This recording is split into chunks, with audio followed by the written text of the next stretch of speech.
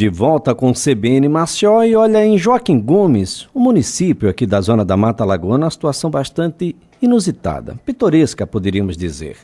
Os moradores da cidade não sabem a quem, de fato, se reportar, né?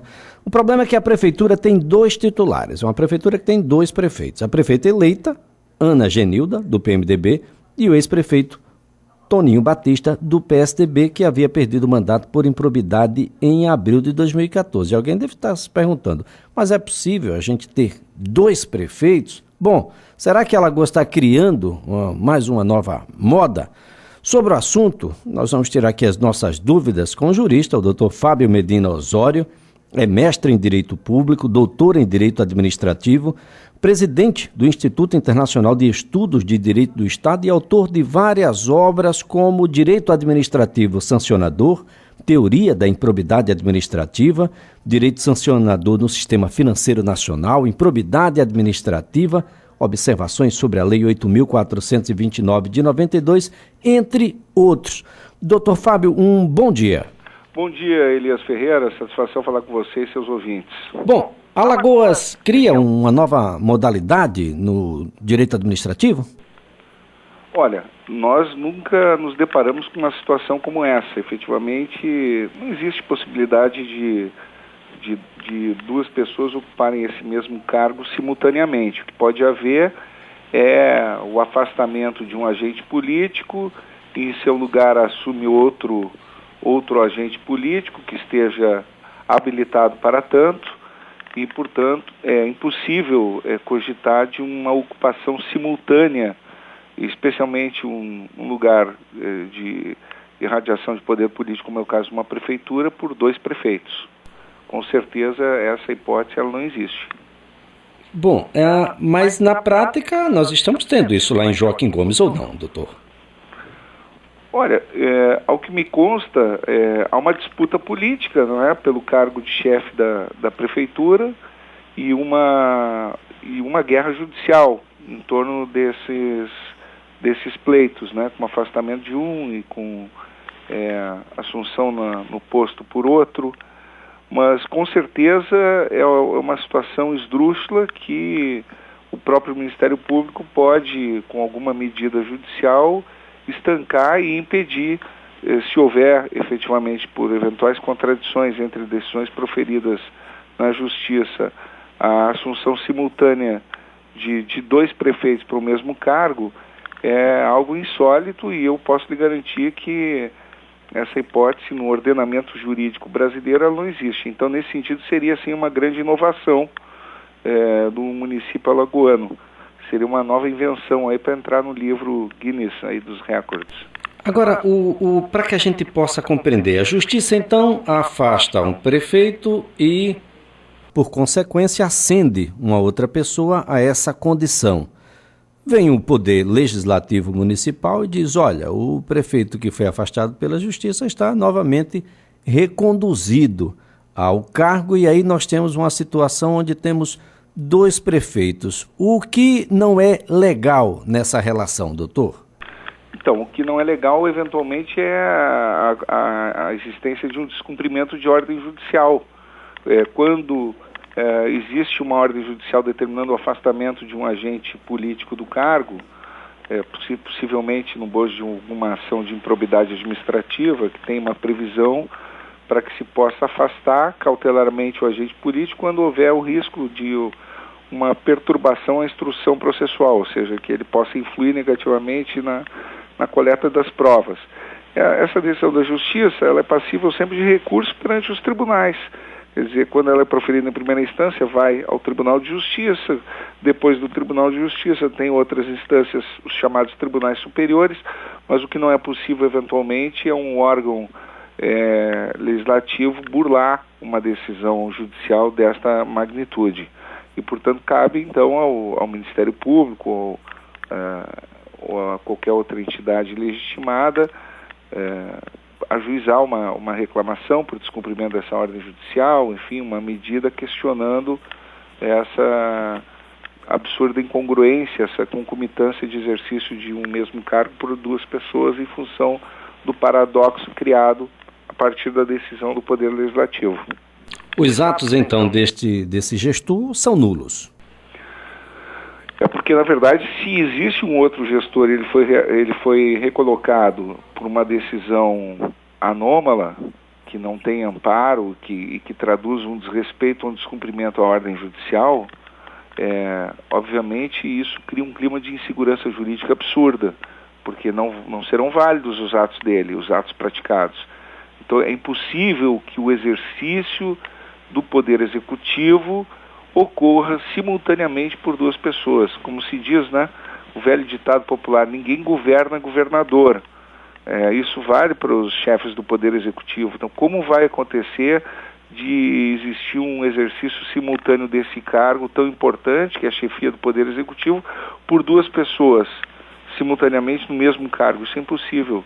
Não tem juridicamente nenhum respaldo.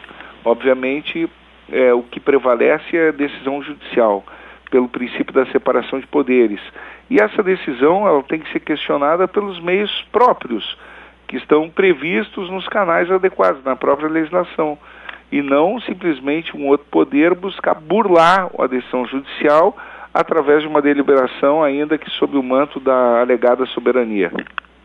Pois é, há uma confusão entre separação de poderes, independência de poderes e o papel que cada um tem que cumprir nesse caso? Aparentemente sim, porque cabe ao Poder Judiciário, efetivamente, nas ações de improbidade administrativa, decretar, à luz das provas que venham a ser produzidas, o afastamento cautelar de um agente político do cargo. Isso pode acontecer em relação a prefeitos. E se houver esse afastamento, que ele só se pode justificar a partir da necessidade de preservar a instrução processual, ou seja, quando aquele agente político, respondendo a uma ação de improbidade, ele ameaça testemunhas ou ele dá indícios de que pode destruir provas, documentos, etc., ou influenciar negativamente na administração da justiça, ele pode ser afastado pelo Poder Judiciário. Se ele é afastado pelo Poder Judiciário, não cabe ao Poder Legislativo decidir quem vai ocupar esse cargo. Existe, então, uma ordem natural. Quer dizer, existe o vice-prefeito, existe, enfim, toda uma ordem natural que determina como se ocupa um poder de Estado. E, portanto, essa ordem judicial que desencadeou, digamos assim, a crise política, ela é que tem que ser revertida, ela tem que ser atacada. Se é uma ordem judicial equivocada, ela vai ser passível de revisão através dos recursos adequados, que terão que ser interpostos pelos advogados de quem foi afastado, para questionar, então, a decisão, até mesmo perante os tribunais superiores. O que não é possível é que um outro poder interfira no funcionamento do judiciário através de uma deliberação completamente anômala que não lhe compete fazer. Doutor Fábio, as decisões, muitas vezes intercaladas e ainda sob o manto da individualidade de determinados juízes, termina dificultando um pouco mais essa relação? Mas, sendo prático, um determinado juiz numa instância afasta, o outro um pouco mais adiante reconduz. Há um novo afastamento a posteriori num tempo e no prazo ainda bastante exíguo e há depois uma recondução. Esse vai e vem faz com que, primeiro, a administração não cumpra com o atendimento das demandas sociais e um pouco mais adiante desfigura um elemento jurídico importante, que é o combate à corrupção, o combate à improbidade administrativa, de modo a permanecer sempre em evidência aquela pessoa que pode ser, inclusive, um pouco mais adiante, considerada até mesmo inocente. A grande questão hoje, o judiciário, efetivamente, ele traz à tona um debate sobre os critérios de aplicação das leis e do direito, não é? Como nós sabemos, aí o sistema normativo no Brasil, hoje o sistema jurídico, ele inspira muita insegurança jurídica, inspira muita incerteza, porque, de um lado, quer dizer, nós temos as leis em abstrato, mas de outro, como essas leis são concretizadas na prática, e isso se dá pela jurisprudência. E a jurisprudência é formada pelos magistrados, pelos juízes que integram o Poder Judiciário, e ao mesmo tempo a partir de iniciativas junto ao Poder Judiciário daquelas funções que são consideradas essenciais à Justiça, ou seja, os advogados, os membros do Ministério Público, os advogados públicos, enfim. E é natural que haja essa discrepância nas decisões, muitas vezes, porque os magistrados gozam dessa independência funcional, que é uma garantia constitucional. Cada um tem a independência na formulação do seu entendimento, das suas convicções. Obviamente que eles têm que atuar em acordo com a ordem jurídica. Portanto, o sistema recursal brasileiro também proporciona uma fiscalização muito intensa sobre os atos do Poder Judiciário. Então, as decisões são proferidas e sempre cabe algum recurso. E a estabilização dessas decisões se torna, portanto, um problema mais complexo. Não é tão simples estabilizar uma decisão judicial hoje no Brasil. Sempre cabe um recurso contra a decisão de primeiro grau, lá vai para o tribunal, cabe recursos os mais variados possíveis, desde os embargos declaratórios, os agravos regimentais, embargos infringentes, enfim. E depois nós temos toda a série recursal que culmina nos chamados tribunais superiores, Superior Tribunal de Justiça, Supremo Tribunal Federal. Então, com todo esse manancial de recursos, obviamente que pode acontecer esse vai e vem. O importante é que os juízes decidam com base em critérios consistentes e que tenham consideração pela segurança jurídica. Eu acho que o afastamento de um agente público do cargo, especialmente quando se trata de agente público eleito, né, cargos eletivos, ele é uma medida drástica e totalmente excepcional, porque a pessoa tem direito ao devido processo legal, de ser julgada, ser acusada e julgada, enfim, e produzir todas as provas num processo em que a decisão numa ação de improbidade, ela só passa a surtir efeitos após o trânsito em julgado. Então ele tem que responder à ação. E cabe ao autor da ação, Ministério Público, cabe ao Judiciário também, fazer com que a ação ande rapidamente. Porque não é tão simples assim afastar alguém que foi eleito pelo voto popular do cargo, ainda mais se o processo não terminou.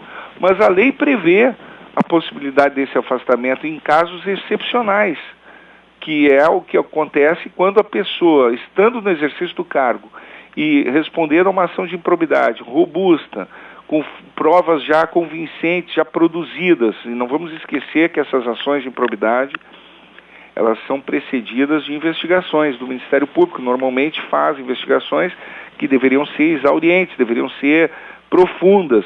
Ele tem um inquérito civil e ele pode requisitar provas, acessar documentos, ter prova documental, não só prova testemunhal, apontando responsabilidades. Quando o agente político, diante de uma investigação, ele se comporta de modo a tentar influir negativamente na administração da justiça, ele pode ser afastado provisoriamente. Então, há uma discussão aqui. Doutor Fábio, nós temos uma nova informação agora. Pois não. A informação foi uma decisão agora em primeiro grau, ainda, um juiz plantonista do município de União dos Palmares, o juiz Yuli Rotter Maia, que determinou que a polícia entregue a chave da prefeitura, porque a chave da prefeitura estava em poder da polícia, e não dos dois prefeitos que estavam ali naquela situação. Determinou que a polícia entregue a chave da prefeitura, então vice-prefeita, nesse caso aí reconduz, né, define de quem de fato é prefeita de Joaquim Gomes, é Ana Genilda da Costa Couto e não Toninho Batista, como é conhecido por lá, e reconduz ela a essa situação e não legitima aquilo que foi decidido em caráter legislativo pela Câmara Municipal do município de Joaquim Gomes. Doutor Fábio. O que parece, pelo relato, porque eu não conheço obviamente o caso, mas pelo relato, em tese, falando, corrobora o que nós estamos aqui sustentando, ou seja, o Poder Legislativo não teria legitimidade para tentar interferir numa decisão do Poder Judiciário. Se o Poder Judiciário havia determinado o afastamento, quer dizer, é o vice-prefeito que assume no lugar do prefeito afastado. É simples assim. E não cabe ao órgão legislativo, ao Poder Legislativo, deliberar sobre essa matéria, porque ele não é o poder que vai julgar ou avaliar a pertinência ou não da decisão judicial. Então, cabe aos advogados do prefeito afastado reverter a decisão judicial nas instâncias competentes e, aí sim, viabilizar o seu retorno. E não simplesmente ter situações contraditórias e esdrúxulas com a interferência de um outro poder sobre o poder judiciário, do poder legislativo sobre o poder judiciário. Tem uma norma realmente que foi... é um caso único aí e que deve chamar atenção para reflexões aí de vários juristas.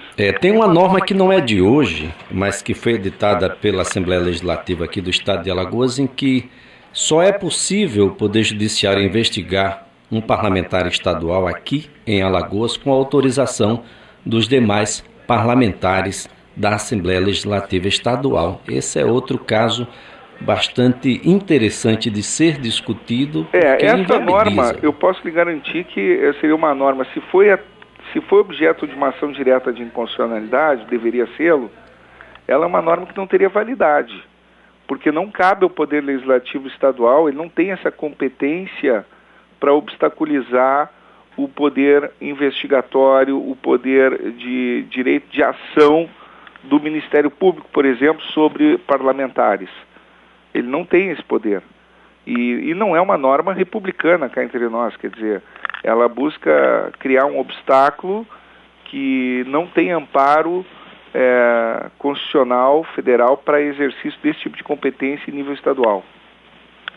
Doutor Fábio, eu quero aqui agradecer a sua participação, os esclarecimentos desse fato inusitado, pitoresco, poderíamos dizer, mas extremamente grave, porque isso pode gerar uma ideia no resto dos municípios brasileiros de que isso é possível e dá uma ideia muito ruim de como nós vamos caminhando na relação entre as decisões de um poder que deveria estar fiscalizando o executivo, que é a própria Câmara Municipal, e de como esse comportamento se torna um pouco mais adiante bastante viciado e muito ruim para a democracia e para o cidadão que habita naquela região. Muito obrigado. Eu que agradeço o espaço e parabenizo aí pela iniciativa de uma reflexão em torno desse tema aí tão palpitante para sabermos o funcionamento dos poderes. Obrigado. Um bom dia.